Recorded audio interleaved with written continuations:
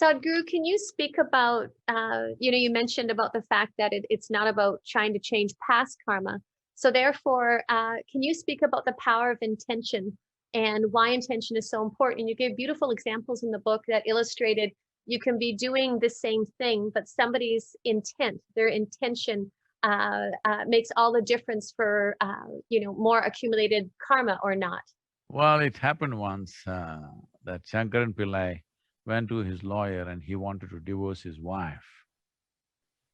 The lawyer asked, why, you've been okay with her, what's the problem? Shankaran Pillai said, her table manners are so bad, her table etiquette is so terrible, I can't live with her anymore. But the lawyer asked, you've been married for 18 years, only now you realized her table etiquette is bad? He said, well, only yesterday afternoon, I happened to pick up a book on table etiquette. As I read it, I realized her table etiquette is terrible, so I want to divorce her. So so, people are constantly changing their intentions. Yeah. Holding on to certain intent means holding on to a basic plan.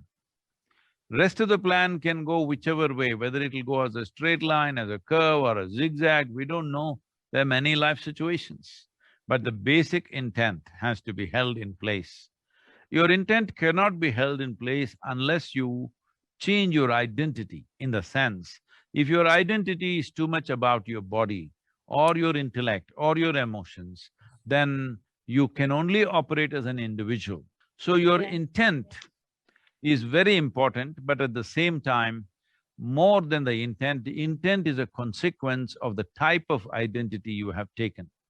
If you have taken an identity of being very strong person, then you will see with best intentions, still worse things could happen. I must tell you that the most horrific things on the planet have happened with best intentions. People who believed that they're doing great things, they did the most horrific things. People who even today believe they are doing God's work, they do the most terrible things in the world right now, because intention without fixing the identity could become very powerful weapon.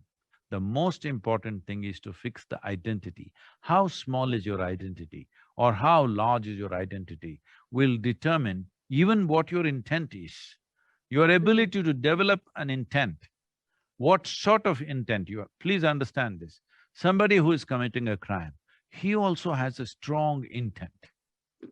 Somebody who is doing something else, many nations, businesses, various kingdoms in the past, they all believed they had a good intent of conquering the world. And you know the consequences of those intents, all right? We have suffered imperialism, maybe not so much here, you have also suffered to some extent, but in other parts of the world, in Africa, Asia, we know the fruits of imperialism, what we have gone through because of that.